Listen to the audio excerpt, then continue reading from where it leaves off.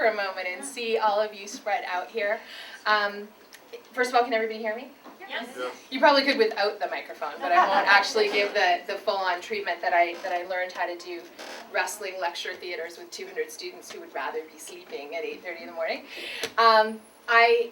I think many of you know that this is my 40th birthday today. Yes. Thank you. No, let's not. Later. Good thought, but later. No, but finishing this book and stepping into who I wanted to be as a grown-up was really what I decided I wanted to give myself as a birthday present. And all of you are the icing on that cake and the ribbon on that box, and I'm just so blessed to see the faces around this room, people that I've known for years and years, and people that I've known very recently and have been so much a part of helping me to find my center and find my voice and be in a place where I could not only write this book, but live this book. And how tonight is happening is a huge part of that as well, because most of you know I'm kind of a planner, you know. There's many clients in this room, you know, I'm the plan the work the plan girl, right? Let's do it quarterly, benchmarks, 12 months, 24 months, 36, 5-year plans. One of my clients, when I first introduced that idea, said, "Oh, cool, right, like Stalin and Mao." And I went, okay, not the metaphor that I was going for, but you take it in and you make it meaningful any way you need to. So some of my clients know that I can be a bit of a dictator, so maybe I was channeling Mao that day. I have always believed that we all should have a little turn at things like the service that the staff are doing here for us tonight, because then those jobs would be easier to do. So we have that in common, and most of the important things in my life have started with a plan, and then the complete relinquishment, abandonment, perhaps even obliteration of that plan, and this past year has been no exception. The first chapter in this book, as some of you know, is called Jump, and the Net Will Appear, and 365 days ago, on my 39th birthday, I made the decision that the corporate world into which I had briefly forayed and become a vice president was in no way any longer a fit for me. Not the corporate world of necessity, but that particular manifestation of it was not going to be the right thing for me. And with no plan, not even an updated resume, shocking, I know, given what I do for a living, but no plan and my resume well out of date, I walked out of that role and decided that I would figure out what would be next, and that it would come to me, that if I felt that strongly that my life needed to be something else, then my life would lift up and find a way to take care of me through all of that. And I have to say, this has been the most exciting year, not just in my career, but in my life, the most productive year. I will also say the most profitable year for those of you out there who are thinking about maybe leaving something and not knowing where to land and not knowing how that's going to go. The big concern is always, where will the money come from, right? I know I have the heart, but where in fact are we going to work with that? I can't keep, what is the heartstone? I can't keep rose quartz in my wallet, right? I don't think anybody actually takes that in the till. But in making that leap, the net did appear, and tonight is actually the first marketing that I've done in this entire year.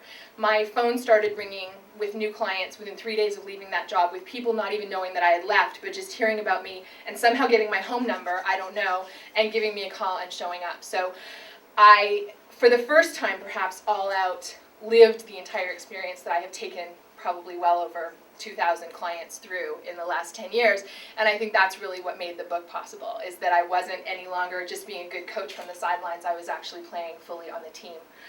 And it's been a blessing to go through all of that, which is why the last chapter is called Blessings in Disguise. They do come that way sometimes. Sometimes the very best gifts come wrapped in paper that we absolutely would not have chosen. And you're sort of kind of trying to find some way to give it back as it's being handed to you, gracefully if you can, and sometimes not. We all do it kicking and screaming occasionally. But the client experiences that I can recount mirror my own, which is that the scariest stuff and the hardest stuff and the last thing in the world that I would have thought I wanted to do, without question, turned out to be the very best thing that happened on the other side of that.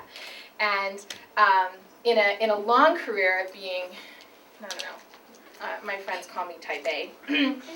We'll take that. I know there's little patters of laughter around the room. Yes, a little bit of a type A kind of overachiever kid. This experience of writing this book was the first time that I honestly woke up in joy, worked all day in joy, went to bed in joy. There was no part of this that was hard at all. The words just came, the structure was there, the chapters were obvious.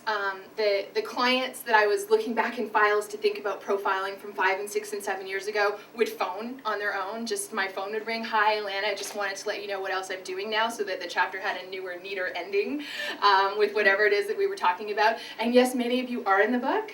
And $20 to anybody who can figure out where you are.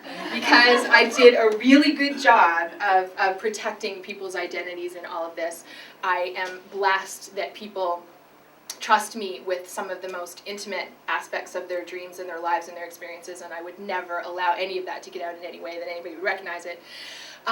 Most of you think that you're in 4 or 5 of the chapters. I promise you that's not true. If you're in there, you're only in one place. But I think what it does speak to is the way that this journey of transformation, of deciding what you want to be and who you want to be and how you want to live in the world, is a universal one. And so as people read the stories, they find themselves, even if they have nothing in common with that environmental engineer or that public relations executive or the person whose cookbook was in startup at the beginning of that chapter. You may not have had any of those experiences, but you know what it is to have a calling towards something that is bigger than you've ever done before, and to not know how to make it happen, but to know that you absolutely have to do that, and that you have to step out and make that happen. And that's really where the title came from. And most of you, it's been fun as I've talked about the book, people kind of go, "Yeah, Love Made, what's that about?" And nobody's done that to me tonight, which is really kind of fun.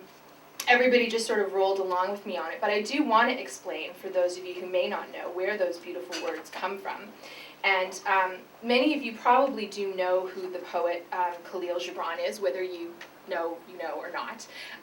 Segments of the Prophet, his long poem, are often read at weddings, the sections that are about love and partnership.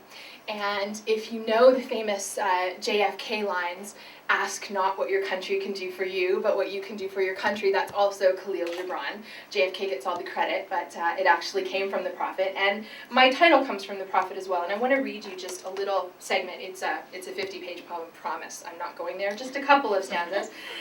It seems fitting that a former English professor finds a way to get a little poetry into everything. So Khalil's words are, "When you work, you are a flute through whose heart the whispering of the hours turns to music. Always you have been told that work is a curse and labor a misfortune. But I say to you that when you work, you fulfill a part of the earth's furthest dream." Okay, technical difficulty here as she turns the page. Ta-da! "That dream assigned to you when it was born.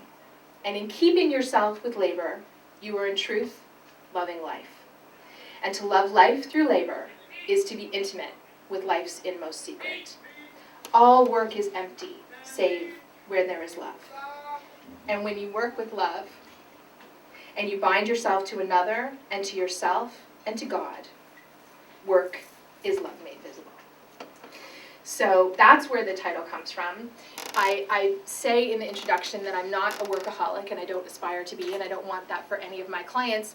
Rather, I think of myself as a loveaholic, and I've managed to find a way to make my work something that I truly love every day, and that's the experience that I want to have for the people in career transition, for the outplacement clients that I sometimes get who didn't choose in any way to be where they are right now, and they're really having trouble buying the blessing in disguise idea when I pitch it at the beginning, having just gotten that. I don't think anybody actually uses a real pink slip anymore, but that's all what we feel like it is when we get that letter, right?